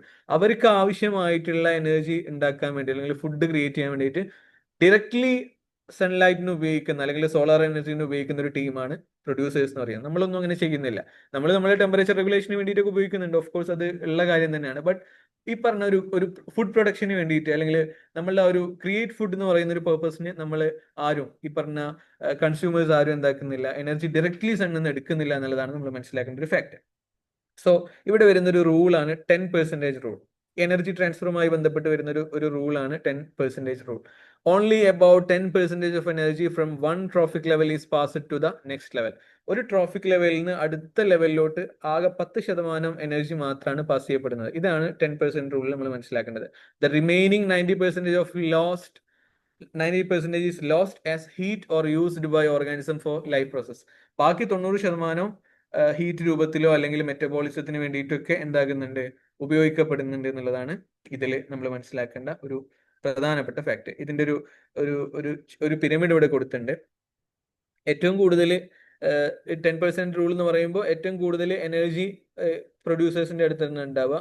അവിടുന്ന് പിന്നെ അങ്ങോട്ട് മുകളിലോട്ട് പോകുന്നതിനനുസരിച്ച് 10% മാത്രമാണ് പാസ് ചെയ്യപ്പെടുന്നത്. ബാക്കി 90%ഉം എന്താണ് ഹീറ്റ് രൂപത്തിലോ മെറ്റബോളിസത്തിന് വേണ്ടിയിട്ടൊക്കെ ഉപയോഗപ്പെടുന്നു. അങ്ങനെയാണ് ഇതിന്റെ ഒരു ഫ്ലോ എന്ന് നമ്മൾ മനസ്സിലാക്കുക. Producers, primary consumers, secondary consumers, tertiary consumers, finally നമുക്ക് വേണമെങ്കിൽ അപ്പെക്സ് പ്രിഡേറ്റർ എന്ന് പറയുന്ന ഒരു കാറ്റഗറി വേണമെങ്കിൽ അതും ഉൾപ്പെടുത്താം. ഈ പറഞ്ഞ ഒരു പിരമിഡ് കൊണ്ടുവന്നത്, ഈ ഒരു കോൺസെപ്റ്റ് ഡെവലപ്പ് ചെയ്തത്, ട്രോഫിക് പിരമിഡ് കോൺസെപ്റ്റ് ഇൻട്രൊഡ്യൂസ് ചെയ്തത് റെയ്മണ്ട് ലിൻഡ്മാൻ എന്ന് പറയുന്ന ഒരാളാണ്. റെയ്മണ്ട് ലിൻഡ്മാൻ 1942 അദ്ദേഹം ഇത് കൊണ്ടുവന്നത്. ഈ പറഞ്ഞ എക്കോസിസ്റ്റത്തിൽ എങ്ങനെയാണ് എനർജി ഫ്ലോ സംഭവിക്കുന്നത്, ഓരോ ഹയർ ട്രോഫിക് ലെവൽ പാസ് ചെയ്യുന്നതിനനുസരിച്ച് എങ്ങനെയാണ് എനർജി ലെവൽ കുറയുന്നത്, ഇതിനെ മനസ്സിലാക്കി തന്ന ഒരു പിരമിഡ് ആയിരുന്നു റെയ്മണ്ട് ലിൻഡ്മാൻ കൊണ്ടുവന്ന ഈ പറഞ്ഞ പിരമിഡ് ഓഫ് എനർജി എന്ന് പറയുന്നത്. അപ്പൊ energy flow, sunlight producers 10% energy അടുത്ത പ്രൈമറി കൺസ്യൂമേഴ്സിന് കൊടുക്കുന്നു, അവിടുന്ന് 10% അടുത്തേക്ക് കൊടുക്കുന്നു. അങ്ങനെ ഓരോ ട്രോഫിക് ലെവൽ പാസ് ചെയ്യുന്നതിനനുസരിച്ചും 10% മാത്രമാണ് പാസ് ചെയ്യപ്പെടുന്നത് എന്നുള്ളതാണ് ഇദ്ദേഹം ഈ ഒരു കോൺസെപ്റ്റിൽ, ഈ പറഞ്ഞ പിരമിഡ് കോൺസെപ്റ്റിൽ അദ്ദേഹം നമുക്ക് മനസ്സിലാക്കി തന്നത്. ഇനി ബയോഡൈവേഴ്സിറ്റിയുമായി ബന്ധപ്പെട്ട വളരെ പ്രധാനപ്പെട്ട മറ്റൊരു സംഗതിയാണ് ബയോഡൈവേഴ്സിറ്റി കൺസർവേഷൻ. ഇത് നമ്മൾ പ്രൊട്ടക്ട് ചെയ്യേണ്ട സാധനമാണ്. ബയോഡൈവേഴ്സിറ്റി നമ്മൾ വൃത്തിയിൽ മെയിൻറ്റെയിൻ ചെയ്തു പോകേണ്ട കാര്യമാണ്. ബയോഡൈവേഴ്സിറ്റിക്ക് ഒരുപാട് ത്രെറ്റും മറ്റൊക്കെ വന്നുകൊണ്ടിരിക്കുന്ന ഒരു കാലമാണ്. അപ്പോൾ അതിന്റെ ഒരു പ്രാധാന്യം നമുക്ക് എന്താണ്, അത് എങ്ങനെയൊക്കെ സംഭവിക്കാം, എങ്ങനെയൊക്കെ പ്രൊട്ടക്ട് ചെയ്യാം എന്നതിനെ കുറിച്ചൊന്ന് നോക്കാം. നമ്മളുടെ ഓരോ ബയോഡൈവേഴ്സിറ്റിയിലും വളരെ ഡൈവേഴ്സ് ആയിട്ടുള്ള സ്പീഷീസ് കാണാൻ പറ്റും, എക്കോസിസ്റ്റംസ് ഉണ്ടാകും, അവിടുത്തെ ജനറ്റിക് ഡൈവേഴ്സിറ്റി ഭയങ്കരമായിട്ട് ഉണ്ടാകും. അപ്പൊ അതിനൊക്കെ പ്രൊട്ടക്ട് ചെയ്യാൻ പ്രധാനമായിട്ട് 2 രീതിയിലുള്ള മെത്തേഡുകളാണ് ഉള്ളത്: in situ and ex situ. ആ ടേം ആലോചിച്ച് വെക്കുക, ഞാൻ ബോൾഡ് ചെയ്തിട്ടുണ്ട്. In situ and ex situ. In situ ex situ 2 മെത്തേഡുകളാണ്. ഇൻ സിറ്റു എന്ന് പറഞ്ഞു കഴിഞ്ഞാൽ വെരി ബേസിക്കലി നമ്മൾ മനസ്സിലാക്കേണ്ടത് ഓരോ ഹാബിറ്റേറ്റിനെയും ഓൺ സൈറ്റ് കൺസർവേഷൻ. ആ ടേം ഒന്ന് ആലോചിച്ച് നോക്കി, on site conservation. Ex situ എന്ന് പറയുമ്പോൾ, ഇൻ എന്ന് പറയുമ്പോൾ നമ്മൾ ഉള്ളില്, അത്ര ആലോചിച്ചാൽ മതി. ഇൻ ഉള്ളില്, എക്സ് എന്ന് പറയുമ്പോൾ പുറത്ത്. ഓഫ് സൈറ്റ് കൺസർവേഷൻ ആണ് എക്സ് സിറ്റു കൺസർവേഷൻ. അവിടെ ഓൺ സൈറ്റ് ആയിട്ടുള്ള കൺസർവേഷൻ ആണ് ഇൻ സിറ്റു കൺസർവേഷൻ. ഇനി അത് എന്താന്നുള്ളത് ഞാൻ പറഞ്ഞുതരാം. ഇപ്പൊ national park, sanctuaries, biosphere reserves, ഇപ്പൊ എന്താണ് ഒരുപാട് നാഷണൽ പാർക്കുകളും സാങ്ച്വറീസും ബയോസ്ഫിയർ റിസർവ്സ് ഒക്കെ നമുക്ക് അറിയുന്നതാണ്. ഇവിടെയൊക്കെ എങ്ങനെയാണ് ഈ പറഞ്ഞ ഒരു ബയോഡൈവേഴ്സിറ്റിന്റെ പ്രൊട്ടക്ഷൻ നടക്കുന്നത്? വെരി സിംപ്ലി, നമ്മൾ ആ ഒരു സ്പീഷീസിനെ നമ്മൾ പ്രൊട്ടക്ട് ചെയ്യുന്നത് എങ്ങനെയാണ്? അതിന്റെ നാച്ചുറൽ ഹാബിറ്റേറ്റിൽ തന്നെയാണ്. നമ്മളൊരു പുതിയ കാട് ഉണ്ടാക്കിയിട്ട് അവിടെ ജീവികളെ കൊണ്ടുവെക്കല്ല, അല്ലെങ്കിൽ ഒരു സൂ ഉണ്ടാക്കിയിട്ട് അവിടെ ജീവികളെ കൊണ്ടുവരല്ല. എവിടെയാണോ അതിന്റെ നാച്ചുറൽ ഹാബിറ്റേറ്റ്, അവിടെ തന്നെ അതിന് വേണ്ടിയിട്ടുള്ള പ്രൊട്ടക്ഷൻ നമ്മൾ ഏർപ്പെടുത്തുക. എങ്ങനെയൊക്കെ പ്രൊട്ടക്ഷൻ ഏർപ്പെടുത്തും? നമ്മളത് പ്രൊട്ടക്റ്റഡ് ഏരിയ ആക്കി മാറ്റും, അവിടെ ഹ്യൂമൻ ഇന്ററാക്ഷൻസ് പരമാവധി കുറക്കും, ഹണ്ടിങ് ബാൻ ചെയ്യും. ഈ രീതിയിൽ നമ്മൾ പ്രൊട്ടക്ട് ചെയ്യുന്നതിനാണ് നമ്മൾ എന്ത് പറയാ, ഇൻ സിറ്റു കൺസർവേഷൻ എന്ന് പറയാം. അതിൽ നാഷണൽ പാർക്കും സാങ്ച്വറീസും ബയോസ്ഫിയർ റിസർവ്സ് ഒക്കെ ഈ പറഞ്ഞ ഒരു കാറ്റഗറിയിൽ പെടുന്ന പ്രൊട്ടക്ഷൻസ് ആണ്, അല്ലെങ്കിൽ ഈ പറഞ്ഞ ഒരു രീതിയിലുള്ള കൺസർവേഷൻ സ്റ്റൈൽസ് ആണെന്നുള്ളത് മനസ്സിലാക്കുക. X situ on the other hand, ഇതും പ്രൊട്ടക്ഷന് വേണ്ടിയിട്ട് തന്നെയാണ്, കൺസർവേഷന് വേണ്ടിയിട്ട് തന്നെയാണ്, ബട്ട് വേറൊരു രീതിയിലാണ്. ഔട്ട്സൈഡ് ദ നാച്ചുറൽ ഹാബിറ്റേറ്റ് ആണ് നമ്മൾ ഈ പറഞ്ഞ സ്പീഷീസിനെയൊക്കെ പ്രൊട്ടക്ട് ചെയ്യാൻ ശ്രമിക്കുന്നത്. ഇപ്പൊ സൂ ഒക്കെ നമുക്ക് അതിനുള്ള ഒരു ഉദാഹരണമായിട്ട് മനസ്സിലാക്കാൻ പറ്റുന്നതാണ്. ഇപ്പൊ സൂലും നമ്മൾ ഈ പറഞ്ഞ മൃഗങ്ങൾക്ക് വേണ്ടിയിട്ടുള്ള പരിചരണം കൊടുക്കുന്നുണ്ട്, അവർക്ക് അവരുടെ ബ്രീഡിങ്ങിന് നമ്മൾ ഫെസിലിറ്റേറ്റ് ചെയ്യുന്നുണ്ട്, അവരുടെ ഇപ്പൊ എൻഡേഞ്ചേർഡ് സ്പീഷീസ് ആണെങ്കിൽ അവർക്ക് പ്രത്യേക പരിഗണന കൊടുക്കുന്നുണ്ട്. അവരുടെ നാച്ചുറൽ ഹാബിറ്റേറ്റിൽ അല്ലാതിരുന്നിട്ട് പോലും അവർക്ക് ആവശ്യമായിട്ടുള്ള എല്ലാ പ്രൊട്ടക്ഷൻസും ഈവൻ മെഡിക്കേഷൻസും ഒക്കെ പ്രൊവൈഡ് ചെയ്തിട്ടാണ് നമ്മൾ ഓരോ ജീവജാലങ്ങളെയും സംരക്ഷിച്ചു പോരുന്നത്. സോ ഇതും ഒരു കൺസർവേഷന്റെ ഭാഗം തന്നെയാണ്, X situ conservation. Botanical garden, ഇപ്പോൾ ബാംഗ്ലൂരൊക്കെ ലാൽബാഗ് ബൊട്ടാണിക്കൽ ഗാർഡനൊക്കെ നിങ്ങൾ പല ആളുകളും വിസിറ്റ് ചെയ്തിട്ടുണ്ടാകും. അതിന്റെ ഒരു നാച്ചുറൽ ഹാബിറ്റേറ്റിലുള്ള പ്രൊട്ടക്ഷൻ അല്ല, ഹ്യൂമൻ മെയ്ഡ് ആയിട്ടുള്ള ഒരു സംഗതിയാണ് ബൊട്ടാണിക്കൽ ഗാർഡൻസ് ഒക്കെ. അപ്പോൾ ഡെഡിക്കേറ്റഡ് ഫോർ കൺസർവിങ് പ്ലാന്റ് സ്പീഷീസിനെ കൺസർവ് ചെയ്യാൻ വേണ്ടിയിട്ട് നമ്മൾ അവിടെ എന്താണ് കുറെ അധികം പുതിയ ചെടികളും മറ്റൊക്കെ കൊണ്ടുവന്ന് അവിടെ നട്ടു വളർത്തി അതിനെ പരിപാലിച്ചു പോരുന്ന ഒരു രീതി. അതുപോലെ തന്നെ സീഡ് ബാങ്കുകൾ ഉണ്ടാകും. ഇപ്പോൾ ഫ്യൂച്ചർ റീസ്റ്റോറേഷന് വേണ്ടിയിട്ട് നമ്മൾ ബ്ലഡ് ബാങ്ക് എന്നൊക്കെ പറയുന്നത് പോലെ സീഡ്സിന്റെ ഒരു സ്റ്റോറേജ്, പ്ലാന്റ്സിനെ പ്രിസർവ് ചെയ്യാൻ വേണ്ടിയിട്ടൊക്കെ ഉള്ള പരിപാടിക്കാണ് നമ്മൾ സീഡ് ബാങ്ക് എന്നൊക്കെ പറയാം. അപ്പൊ ഈ രീതിയിലൊക്കെ നമുക്ക് എന്താക്കാം, ബയോഡൈവേഴ്സിറ്റിനെ നമുക്ക് കൺസേർവ് ചെയ്യാം എന്നുള്ളതാണ്. പ്രൊട്ടക്റ്റഡ് ഏരിയ നെറ്റ്വർക്ക് ആണ് ഇൻസ്റ്റിറ്റ്യൂട്ടിൽ കൊടുത്തിട്ടുള്ളത്. National park, wild life sanctuaries, biosphere reserves, അതുപോലെ തന്നെ സേക്രഡ് ഗ്രോവ്സ്, സേക്രഡ് ലേക്സ്, ഇതൊക്കെ അതിൽ പെട്ട പരിപാടികളാണ്. എക്സിറ്റ്യൂവിലാണെങ്കിൽ botanical gardens, zoological gardens, aquarium, arboreta, seed bank, field gene banks, cryo preservation, sacred plants, home gardens, ഇതൊക്കെ എക്സിറ്റ്യൂവിൽ പറയുന്ന കാര്യങ്ങളാണ്. ഓക്കെ, ഇനി ഒരു സിമ്പിൾ കോൺസെപ്റ്റ് ആണ് ബയോഡൈവേഴ്സിറ്റി ഹോട്ട്സ്പോട്ട്. ഇതും വളരെ ഇമ്പോർട്ടൻ്റ് ആയിട്ടുള്ള ഒരു ഏരിയയാണ് ബയോഡൈവേഴ്സിറ്റി ഹോട്ട്സ്പോട്ട്. ബയോഡൈവേഴ്സിറ്റി എന്താണെന്നുള്ളത് നമുക്കറിയാം. അപ്പോൾ അതിൻ്റെ ഒരു ഹോട്ട്സ്പോട്ട് എന്ന് പറയുമ്പോൾ അതിൻ്റെ ഏറ്റവും പീക്ക് ആയിട്ടുള്ള സ്ഥലങ്ങളെയാണ് നമ്മൾ ഹോട്ട്സ്പോട്ട് എന്ന് സാധാരണ രീതിയിൽ പറയാറുള്ളത്. അവിടുത്തെ ഒരു പ്രത്യേകത എക്സെപ്ഷണൽ ആയിട്ടുള്ള ബയോഡൈവേഴ്സിറ്റി ആയിരിക്കും അവിടെ ഉണ്ടാവുക.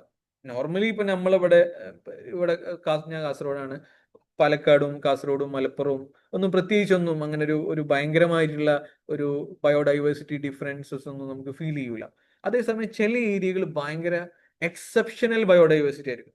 കൺസിഡർ വെസ്റ്റേൺ ഗഡ് മലനിരകൾ നമ്മൾ കൺസിഡർ ചെയ്യുകയാണെങ്കിൽ അവിടുത്തെ ബയോഡൈവേഴ്സിറ്റി ഭയങ്കര അടിപൊളിയാണ്. അതേപോലെ തന്നെ നമ്മൾ ഹിമാലയൻ റേഞ്ചസ്, അവിടുത്തെ ബയോഡൈവേഴ്സിറ്റി വളരെ ഡിസ്റ്റിങ്ക്റ്റ് ആണ്, എക്സെപ്ഷണൽ ആണ്. നമ്മുടെ ആൻഡമാൻ നിക്കോബർ ഐലൻഡ്സ്, അവിടുത്തെ ബയോഡൈവേഴ്സിറ്റി കുറച്ചുകൂടെ എക്സെപ്ഷണൽ ആണ്. അപ്പോൾ ഈ രീതിയിലുള്ള ബയോഡൈവേഴ്സിറ്റി വളരെ എക്സെപ്ഷണൽ ആയിട്ടുള്ള സ്ഥലങ്ങളെയാണ് പൊതുവേ നമ്മൾ ബയോഡൈവേഴ്സിറ്റി ഹോട്ട്സ്പോട്ട് എന്ന് പറയാം. അത് മാത്രമല്ല, they are facing severe threats for human activities. അവരൊക്കെ എന്താണ് ഭയങ്കരമായിട്ടുള്ള പ്രശ്നങ്ങൾ നേരിടുന്നുണ്ട്, ചലഞ്ചസ് ഫേസ് ചെയ്യുന്നുണ്ട്. ഇതിനെയാണ് നമ്മൾ ബയോഡൈവേഴ്സിറ്റി ഹോട്ട്സ്പോട്ട് എന്ന് പറയുന്നത്.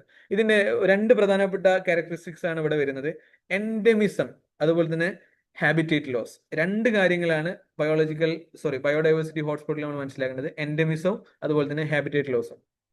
എൻഡെമിസം എന്ന് പറയുമ്പോൾ അവിടെ ഈ പറഞ്ഞ എൻഡെമിക് വാസ്കുലാർ പ്ലാന്റ് സ്പീഷീസ്, അധികം ഒന്നും കാണാത്ത ഒരു കൈൻഡ് ഓഫ് പ്ലാന്റ് സ്പീഷീസ് ആണ് എൻഡെമിക് വാസ്കുലാർ പ്ലാന്റ് സ്പീഷീസ് എന്ന് പറയുന്നത്. അത് വളരെ റെയർ ആയിട്ട് മാത്രം കാണപ്പെടുന്ന സാധനമാണ്. അതൊരു 1500ഓളം, അറ്റ്ലീസ്റ്റ് 1500എങ്കിലും ഈ രീതിയിലുള്ള സ്പീഷീസ് നമുക്ക് ഈ പറഞ്ഞ ബയോഡൈവേഴ്സിറ്റി ഹോട്ട്സ്പോട്ടുകളിൽ കാണാൻ പറ്റും. അതാണ് അതിൻ്റെ ഒരു പ്രധാനപ്പെട്ട സവിശേഷത. അതുപോലെ തന്നെ ഹാബിറ്റേറ്റ് ലോസ്, ഈ പറഞ്ഞ നാച്ചുറൽ വെജിറ്റേഷൻ ഒക്കെ അതിൻ്റെ ഒരു 70% കുറഞ്ഞത് അവിടെയൊക്കെ നഷ്ടപ്പെട്ടു തുടങ്ങിയിട്ടുണ്ട്. അതുകൊണ്ട് തന്നെ അത് പ്രൊട്ടക്ഷൻ നൽകപ്പെടേണ്ട, നമ്മൾ ഒരു ഹോട്ട്സ്പോട്ട് ആയിട്ട് കൺസിഡർ ചെയ്യപ്പെടേണ്ട വളരെ പ്രധാനപ്പെട്ട ഏരിയകളായിട്ട് മാറിയിട്ടുണ്ട് എന്നർത്ഥം. These hotspots are vital for conservation because they house a large number of unique species but are highly vulnerable due to habitat destruction. വളരെ എക്സ്റ്റിങ്ഷൻ ഫേസ് ചെയ്യുന്ന അല്ലെങ്കിൽ ഹൈലി വൾണറബിൾ ആയിട്ടുള്ള ഒരുപാട് സ്പീഷീസ് അവിടെ നിലനിൽക്കുന്നുണ്ട്.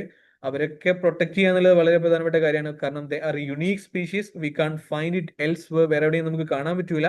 അപ്പൊ ഈ റീജിയൻസിനെ പ്രൊട്ടക്ട് ചെയ്യുന്നത് വഴി നമുക്ക് എന്താക്കാൻ പറ്റും? ഒരു ഗ്ലോബൽ ബയോഡൈവേഴ്സിറ്റി നമുക്ക് പ്രിസേർവ് ചെയ്യാൻ പറ്റും, അല്ലെങ്കിൽ അതിന് വളരെ ക്രൂഷ്യലാണ് ഈ പറഞ്ഞ ബയോളജിക്കൽ ഹോട്ട്സ്പോട്ടിന്റെ കൺസർവേഷൻ എന്നുള്ളതാണ് ഇതിൽ നമ്മൾ മനസ്സിലാക്കേണ്ട കാര്യം. ഗ്ലോബലി ഏകദേശം 36 ബയോഡൈവേഴ്സിറ്റി ഹോട്ട്സ്പോട്ടുകളാണ് നിലവിലുള്ളത്. 36 or 35. അതിൽ പ്രധാനപ്പെട്ട 4 വരുന്നത് നമ്മളെ ഇന്ത്യയിലാണ്, അല്ലെങ്കിൽ നമ്മളുടെ ഒരു ഇന്ത്യൻ സബ് കോണ്ടിനെന്റിലാണെന്ന് നമുക്ക് പറയാം. അതിൽ വരുന്നതാണ് നമ്മളുടെ ഹിമാലയ, അവിടെ ഒരു പ്രധാനപ്പെട്ട ഹോട്ട്സ്പോട്ടാണ്. അതുപോലെ തന്നെ നമ്മളുടെ ഈ നോർത്ത് ഈസ്റ്റ് ഇന്ത്യ അല്ലെങ്കിൽ ഇൻഡോ ബർമ ഏരിയ, അവിടെയും ഒരു വളരെ പ്രധാനപ്പെട്ട ബയോഡൈവേഴ്സിറ്റി ഹോട്ട്സ്പോട്ടാണ്. അതുപോലെ തന്നെ വെസ്റ്റേൺ ഗട്ട്സ്, നമ്മൾ ഇവിടുന്ന് അങ്ങോട്ട് ഗുജറാത്തിന്റെ അറ്റം വരെ നീണ്ടു കിടക്കുന്ന നമ്മളുടെ പശ്ചിമഘട്ട മലനിരകൾ വളരെ പ്രധാനപ്പെട്ട ഒരു ബയോഡൈവേഴ്സിറ്റി ഹോട്ട്സ്പോട്ടാണ്. പിന്നെ അതുപോലെ തന്നെ സുൻഡാലാൻഡ് എന്ന് പറയുമ്പോൾ ആൻഡമാൻ നിക്കോബാർ ഐലൻഡ്സ് ഒക്കെ ഇൻക്ലൂഡ് ആയിട്ടുള്ള ആ ഒരു ഭാഗം. അപ്പൊ ഇതൊക്കെ നിലനിൽക്കുന്ന ഇന്ത്യയിലെ വളരെ പ്രധാനപ്പെട്ട 4 ബയോഡൈവേഴ്സിറ്റി ഹോട്ട്സ്പോട്ടാണ് എന്ന് നമ്മൾ മനസ്സിലാക്കാം. ഇനി ജസ്റ്റ് സിംപ്ലി ഒന്ന് പൊടിയിട്ടെടുക്കാൻ വേണ്ടി മാത്രം, ലെയേഴ്സ് ഓഫ് അറ്റ്മോസ്ഫിയറിന്റെ വ്യത്യസ്തമായിട്ടുള്ള ലെയറുകളുണ്ട്. ട്രോപ്പോസ്ഫിയർ തുടങ്ങി ഏറ്റവും സ്റ്റാർട്ടിങ് വരുന്ന ഏതാണ്? ട്രോപ്പോസ്ഫിയർ. ഒരു 0 to 12 കിലോമീറ്റേഴ്സ് ഒക്കെ നമുക്ക് അപ്രോക്സ് ആയിട്ട് പറയാം. അവിടെയാണ് നമ്മൾ ഈ പറയുന്ന നമ്മളുടെ കാലാവസ്ഥ വ്യതിയാനങ്ങളൊക്കെ സംഭവിക്കുന്നത്, മഴ ലഭിക്കുന്നത്, മേഘങ്ങൾ കൂടുന്നത്. ഇതൊക്കെ ട്രോപ്പോസ്ഫിയർ എന്ന് പറയുന്ന ഒരു 0 to 12 കിലോമീറ്റേഴ്സിൽ വരുന്ന ഭാഗം. Then comes stratosphere. ഇവിടെയാണ് നമ്മൾ പറയുന്ന ഓസോൺ ലെയർ ഒക്കെ ഉള്ള ഒരു ഭാഗം. ഓസോൺ ലെയർ ഉണ്ട്, നമ്മളുടെ എയർക്രാഫ്റ്റുകൾ, എയർപ്ലെയിൻസ് ഒക്കെ പോകുന്നത് ആ ഒരു പാർട്ടിലൂടെയാണ്. സ്ട്രാറ്റോസ്ഫിയർ ഒരു 12 to 50 kilometres. Then comes mesosphere. ഇവിടെയാണ് നമ്മൾ ഈ പറയുന്ന ഉൽക്ക, മെറ്റിയോറിന്റെ ഒക്കെ ഒരു ബേൺ ഒക്കെ സംഭവിക്കുന്നത് ആ ഒരു മെസോസ്ഫിയർ എന്ന് പറയുന്ന ഒരു പാർട്ടിലാണ്.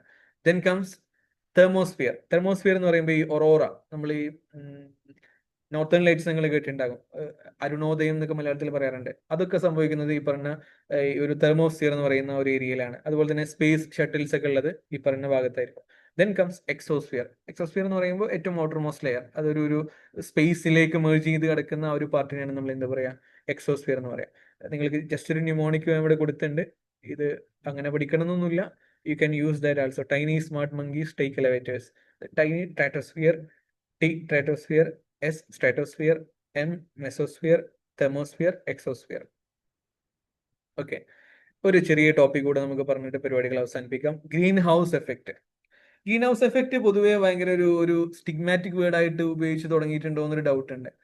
കാരണം നമ്മൾ ഈ ഗ്രീൻ ഹൗസ് ഗ്യാസസ് എന്നൊക്കെ പറയുമ്പോൾ എന്തോ ഒരു ചീത്ത സാധനമാണ് എന്നൊക്കെയുള്ള രീതിയിൽ ഒരു സാധനം ഇങ്ങനെ പൊതുവെ എനിക്ക് തോന്നിയിരുന്നു. ബട്ട് ഇപ്പല്ല. എന്താണ് ഗ്രീൻ ഹൗസ് എഫക്റ്റ് എന്നുള്ളത് നമുക്ക് ജസ്റ്റ് ഒന്ന് സിംപ്ലി പറയാം. ഗ്രീൻ ഹൗസ് എഫക്റ്റ് വളരെ അത്യാവശ്യമുള്ളൊരു സംഗതി തന്നെയാണ്. എന്തിനാണ് ഇത് അത്യാവശ്യം എന്ന് വെച്ച് കഴിഞ്ഞാൽ, നമ്മളെ ഭൂമിയെ വാമാക്കി നിലനിർത്താൻ ഗ്രീൻ ഹൗസ് ഗ്യാസസ് അല്ലെങ്കിൽ ഗ്രീൻ ഹൗസ് എഫക്റ്റ് നടത്തുന്ന ഒരു പങ്ക് ചെറുതല്ല. വളരെ ക്രൂഷ്യൽ ആയിട്ടുള്ള ഒരു പരിപാടിയാണ് ഗ്രീൻ ഹൗസ് എഫക്റ്റ് എന്ന് പറയുന്നത്. Without greenhouse effect life may not be possible in the earth, അല്ലെങ്കിൽ ഈ പറഞ്ഞ രീതിയിലുള്ള ഒരു വാംനെസ്സോ അല്ലെങ്കിൽ ഈ പറഞ്ഞ ഒരു വാംത്തൊന്നും നമുക്ക് നമ്മുടെ ഭൂമിയിൽ ഉണ്ടാവുമായിരുന്നില്ല. അപ്പൊ എന്താണ് ഗ്രീൻ ഹൗസ് എഫക്റ്റ് നമുക്ക് നോക്കാം. ഭൂമിന്റെ ഉപരിതലത്തിൽ കുറച്ച് സർട്ടൻ ഗ്യാസസ് ഉണ്ട്. അറ്റ്മോസ്ഫിയറിൽ വരുന്ന ഹീറ്റിനെ അത് ട്രാപ്പ് ചെയ്ത് നിർത്തുന്നു. ആ ട്രാപ്പ് ചെയ്ത് നിർത്തുന്നത് വഴി നമ്മളുടെ ഭൂമിയിൽ ലൈഫിനെ സപ്പോർട്ട് ചെയ്യുന്ന രീതിയിലുള്ള ഒരു വാം പ്ലാനറ്റ് ആക്കിയിട്ട് നമ്മളെ ഭൂമിയെ കീപ്പ് ചെയ്യാൻ സഹായിക്കുന്നുണ്ട്. ഈ പറഞ്ഞ ഗ്രീൻ ഹൗസ് ഗ്യാസസും അതുവഴി ഉണ്ടാകുന്ന ഗ്രീൻ ഹൗസ് എഫക്റ്റും നമ്മളെ സഹായിക്കുന്നുണ്ട്. ഇപ്പൊ നമുക്കറിയാം, സണ്ണിൽ നിന്ന് അതിന്റെ റേസ് വരുമ്പോൾ കുറേയൊക്കെ നമ്മളെ ഭൂമി അബ്സോർബ് ചെയ്യുന്നുണ്ട്, കുറച്ചൊക്കെ എന്താകുന്നുണ്ട്, റിഫ്ലക്ട് ചെയ്ത് പോകുന്നുണ്ട്. നമുക്ക് ആവശ്യമില്ലാത്ത സാധനങ്ങൾ, ഇൻഫ്രാറെഡ്, അൾട്രാവയലറ്റ്, അങ്ങോട്ട് ഇതിന്റെ ഒരു സ്പെക്ട്രം ഒരുപാട് എന്താണ് നമുക്ക് അറിയാൻ പറ്റുന്നതാണ്. ഇപ്പോൾ ഇലക്ട്രോ മാഗ്നറ്റിക് സ്പെക്ട്രം എന്നൊക്കെ പറയുന്ന പോലെ ആ ഒരു സ്പെക്ട്രത്തിലെല്ലാം നമുക്ക് ആവശ്യമില്ല, ചിലത് നമുക്ക് അവോയ്ഡ് ചെയ്യേണ്ടതാണ്. അത്തരം സാധനങ്ങളൊക്കെ ആ ഒരു ഉപരിതലത്തിൽ നിന്ന് തന്നെ എന്താകുന്നു, റിഫ്ലക്ട് ചെയ്ത് പോകുന്നു. പിന്നെ ഇങ്ങോട്ട് എത്തുന്നതിനെ നമ്മൾ കുറച്ചെണ്ണത്തിന് നമ്മൾ എന്താക്കുന്നു, ഭൂമിയിൽ തന്നെ ട്രാപ്പ് ചെയ്ത് വെക്കുന്നു. അതായത് അത് നമ്മൾ ഈ പറഞ്ഞ പോലെ ഇതിന്റെ ഇടയിൽ തന്നെ ഇങ്ങനെ തട്ടിക്കളിക്കുന്ന ഭൂമിയെ വാമാക്കി നിലനിർത്താൻ വേണ്ടിയിട്ട് നമ്മൾ അവിടെ ട്രാപ്പ് ചെയ്ത് വെക്കുന്നു. Some of the infrared radiations passes through the atmosphere, some are absorbed, some are re emitted, വീണ്ടും എമിറ്റ് ചെയ്യുന്ന രീതിയിൽ in all directions by greenhouse gas molecules. The effect of this is to warm the earth surface and lower atmosphere. നമ്മൾ ഈ ഒരു lower അറ്റ്മോസ്ഫിയറിനെയും എർത്തിനെയും വാമാക്കി നിലനിർത്തുക, നമ്മളെ ലിവിങ് പോസിബിൾ ആക്കുക, ലൈഫ് ഭൂമിയിൽ പോസിബിൾ ആക്കുക എന്നുള്ളതിന് ഗ്രീൻ ഹൗസ് എഫക്റ്റ് വളരെ ഇമ്പോർട്ടൻ്റ് ആയിട്ടുള്ള ഒരു കാര്യമാണ്. ഇനി ഇതിൽ എവിടെയാണ് പ്രശ്നം സംഭവിച്ചതെന്നുള്ളതാണ് നമ്മൾ മനസ്സിലാക്കേണ്ട കാര്യം. ഇപ്പോൾ ഗ്രീൻ ഹൗസ് ഗ്യാസസ് ഭൂമിയിൽ ആദ്യം മുതൽക്കേ ഉണ്ട്, അല്ലെങ്കിൽ നാച്ചുറലി അത് എന്താണ് രൂപപ്പെട്ടുകൊണ്ടേയിരിക്കുന്നുണ്ട്. പക്ഷെ ഇതെന്താണ്, എവിടെയാണ് പ്രശ്നം സംഭവിച്ചു വെച്ചാൽ, മനുഷ്യന്മാരുടെ ഇൻവോൾവ്മെന്റ് വന്നതോടുകൂടെ ഈ പറഞ്ഞ നാച്ചുറലി ഉള്ള ഈ ഗ്യാസസിന്റെ അളവ് പോലും നമുക്ക് ആവശ്യമുള്ളതിനേക്കാൾ കൂടുതൽ എന്തായി, കൂടുതൽ ഇവിടെ ഉണ്ടാവാൻ തുടങ്ങി. അങ്ങനെ വന്നപ്പോൾ എന്തായി, ഈ പറഞ്ഞ ഗ്രീൻ ഹൗസ് എഫക്റ്റ് ഇന്റൻസിഫൈ ചെയ്യാൻ തുടങ്ങി. ഇന്റൻസിഫൈ ചെയ്തപ്പോൾ എന്താ ഉണ്ടായത്, ഗ്ലോബൽ വാർമിംഗ് പോലെയുള്ള വലിയ വലിയ പ്രത്യാഘാതങ്ങൾ അതിന്റെ തുടർച്ചയിലുണ്ടായി. ഇതാണ് നമ്മൾ മനസ്സിലാക്കേണ്ട ഒരു കാര്യം. ഗ്രീൻ ഹൗസ് എഫക്റ്റ് വേണ്ട തന്നെയാണ്, ബട്ട് നമ്മൾ ഈ പറഞ്ഞ ഗ്രീൻ ഹൗസ് ഗ്യാസസിന്റെ ഒരു ഉൽപാദനം മനുഷ്യന്മാരുടെ ഒരു ഇൻവോൾവ്മെന്റ്, ആന്ത്രോപോജനിക്, നമ്മൾ കഴിഞ്ഞ ക്ലാസ്സിൽ പറഞ്ഞാണ്, ആന്ത്രോപോജനിക് ഇൻവോൾവ്മെന്റ് കാരണം കുറച്ചുകൂടെ കൂടി അത് ഇന്റൻസിഫൈ ചെയ്തു, സിറ്റുവേഷൻ ഇന്റൻസിഫൈ ചെയ്തു. ഗ്ലോബൽ ഗ്രീൻ ഹൗസ് എഫക്റ്റ് കൂടി. അതിനെ തുടർന്ന് പല കാര്യങ്ങൾ, ഗ്ലോബൽ വാർമിംഗ് ഒക്കെ അതിന്റെ വളരെ ഇമ്മീഡിയറ്റ് ആയിട്ടുള്ള അതിന്റെ ഒരു എഫക്റ്റ് ആയിരുന്നു. ഇങ്ങനെ കുറെ കാര്യങ്ങൾ സംഭവിച്ചു എന്നുള്ളതാണ്. അവിടെയാണ് പ്രശ്നം സംഭവിച്ചത്. നാച്ചുറലി ഉള്ള ഗ്രീൻ ഹൗസ് ഗ്യാസസ് ആണ് കാർബൺ ഡൈ ഓക്സൈഡും മീത്തൈൻ, CH4 എന്ന് പറഞ്ഞാൽ methane, nitrous oxide, water vapour, ozone. ഇതൊക്കെ നോർമലി ഉള്ള ഗ്രീൻ ഹൗസ് ഗ്യാസസ് ആണ്. ഇതിനൊന്നും പ്രത്യേകിച്ച് പ്രശ്നമൊന്നുമില്ല. അതിന്റെ ഒരു ഓക്കെ ലെവലിലാണെങ്കിൽ, ഒപ്റ്റിമൽ ലെവലിലാണെങ്കിൽ പ്രശ്നമുള്ള കാര്യമല്ല. ഇനി അതേപോലെ മനുഷ്യന്മാർ മെയിൻമെയ്ഡ് ആയിട്ടുള്ള ഗ്രീൻ ഹൗസ് ഗ്യാസസിലും കാർബൺ ഡൈ ഓക്സൈഡ് ഉണ്ട്, മീത്തൈൻ ഉണ്ട്, നൈട്രസ് ഓക്സൈഡ് ഉണ്ട്. അതിനെ കൂടാതെ ക്ലോറോ കാർബൺസ്, മറ്റൊക്കെ ക്ലോറോ കാർബൺസ്, പിന്നെ അതുപോലെ തന്നെ സൾഫർ ഹെക്സാഫ്ലൂറൈഡ് അതിൽ ഇൻക്ലൂഡ് ആക്കിയിട്ടില്ല, അതുപോലെ തന്നെ പെർഫ്ലൂറോ കാർബൺസ്, ഇങ്ങനെ ഒരുപാട് കമ്പോണൻസ് മാൻമെയ്ഡ് ആയിട്ടുള്ള ഗ്രീൻ ഹൗസ് ഗ്യാസസിൽ നമുക്ക് പറയാൻ പറ്റും.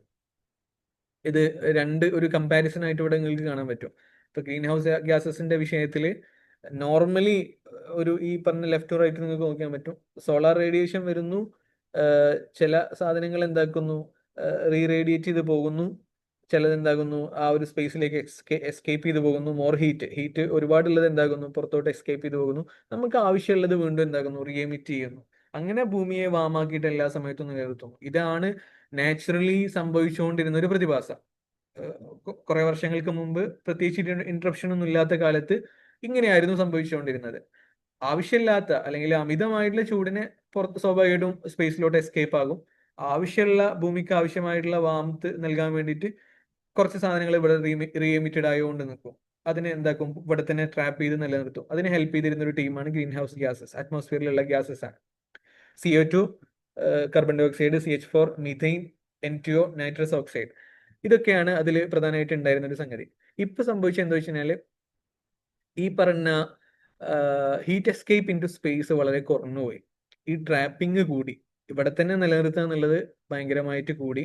അപ്പോൾ ഈ റീഎമിറ്റഡ് ഹീറ്റ് കുറച്ചധികം, നേരത്തെ കുറഞ്ഞ ലെസ് ആയിട്ടാണ് റീഎമിറ്റഡ് ഹീറ്റ് ഉണ്ടായിരുന്നെങ്കിൽ ഇവിടെ ഇപ്പൊ എന്തായി, മോർ റീഎമിറ്റഡ് ഹീറ്റ് ആയി. പുറത്തോട്ട് എസ്കേപ്പ് ചെയ്യുന്ന ഹീറ്റ് വളരെ കുറഞ്ഞുപോയി.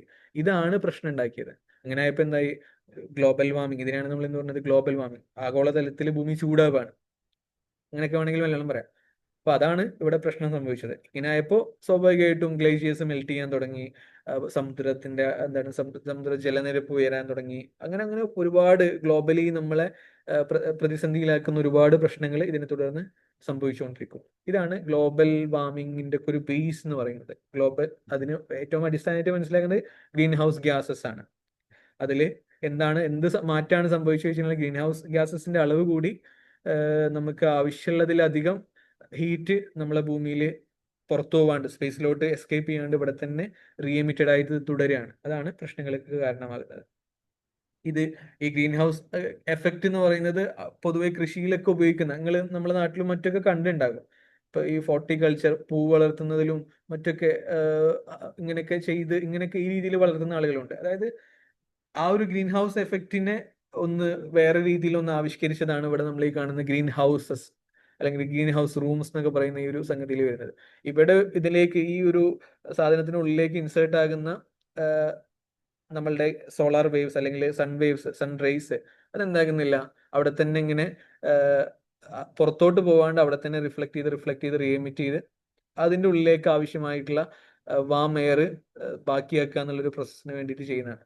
നോർമലി ഈ പറഞ്ഞ അധികം സൺറൈസ് ഒന്നും ഇല്ലാത്ത ഏരിയയിലൊക്കെ ഉപയോഗിക്കാറുണ്ട്. ഈവൻ നമ്മൾ കുറച്ച് കോൾഡ് ക്ലൈമറ്റിലുള്ള ഏരിയാസിലൊക്കെ അഗ്രികൾച്ചറിനൊക്കെ വേണ്ടിയിട്ട് പൊതുവെ ഉപയോഗിക്കാറുണ്ട്. നമ്മുടെ നാട്ടിലും സാധാരണ രീതിയിലൊക്കെ കണ്ടുവരാറുണ്ട്.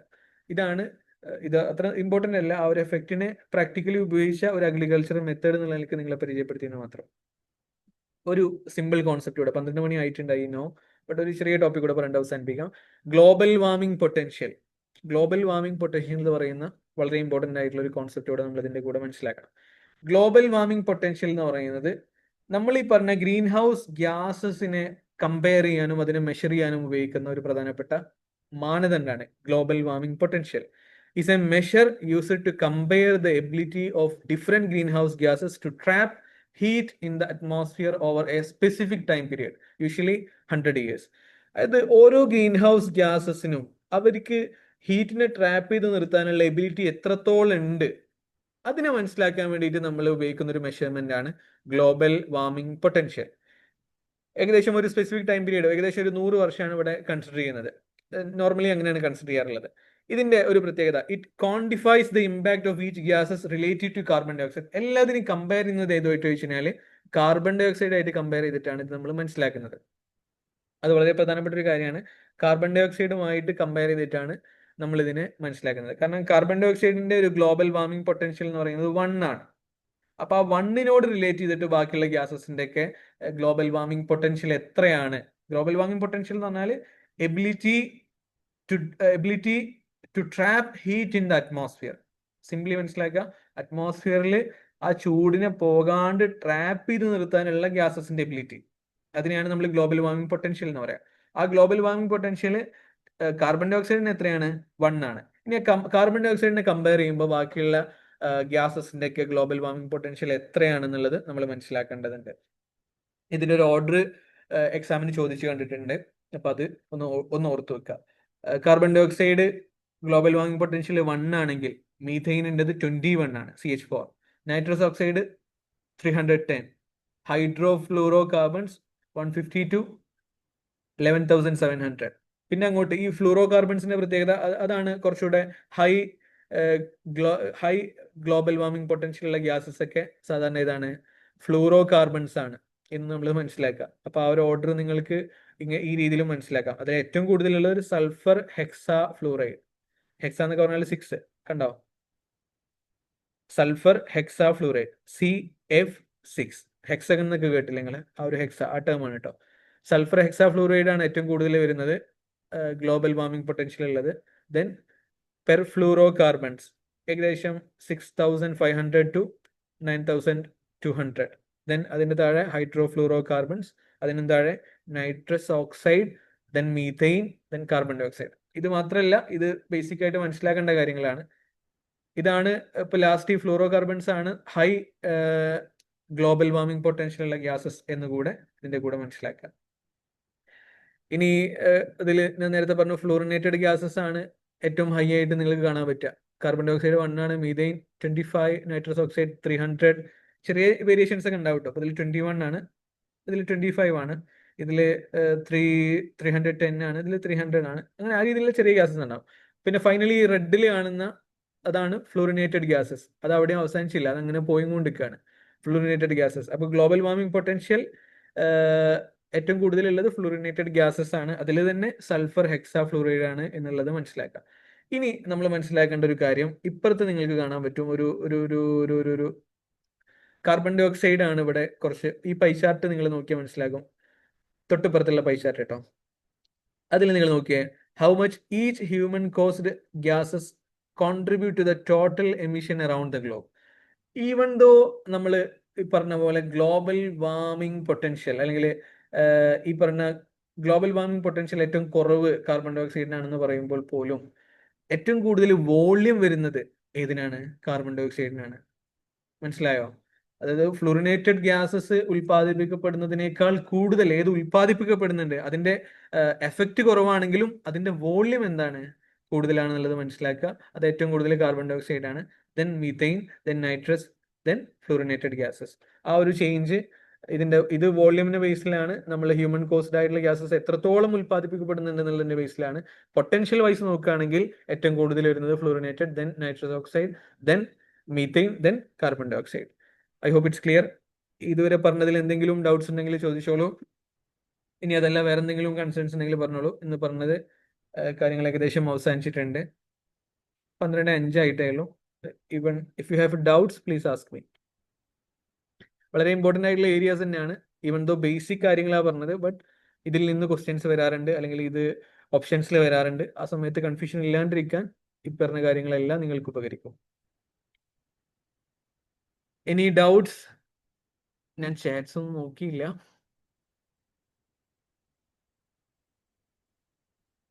ഓക്കെ അല്ലേ?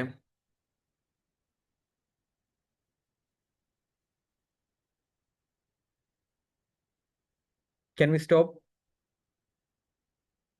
ആരുമില്ലേ?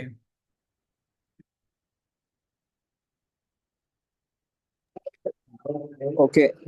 ഓക്കെ, എന്തെങ്കിലും ഡൗട്ട്സ് ഉണ്ടെങ്കിൽ ചോദിച്ചോളൂ, അതല്ലെങ്കിൽ we can wind up the class. Okay, thank you for your time. നേരത്തെ എല്ലാവരും പറഞ്ഞതുപോലെ തന്നെ പേപ്പർ 2 നന്നായിട്ട് ഫോക്കസ് ചെയ്യുക, പേപ്പർ 1 ഫോക്കസ് ചെയ്യുക. എന്തായാലും ഇത്തവണ തന്നെ JRF നമുക്ക് ക്വാളിഫൈ ചെയ്യണം. Wish you all the very best. Apply ചെയ്യാത്ത ആളുകളുണ്ടെങ്കിൽ ഇമ്മീഡിയറ്റ്ലി അതും ചെയ്യാം. ലാസ്റ്റ് ദിവസങ്ങളായി. ഇന്ന് 5-ാം തീയതി ആയില്ലേ? നാളെ മറ്റന്നാൾ കൂടെ ഉള്ളൂ. ഇന്ന് രാത്രി തന്നെ, അല്ലെങ്കിൽ ഇന്ന് രാത്രിക്കുള്ളിൽ തന്നെ ചെയ്യാൻ ശ്രമിക്കാം. Thank you all for your time.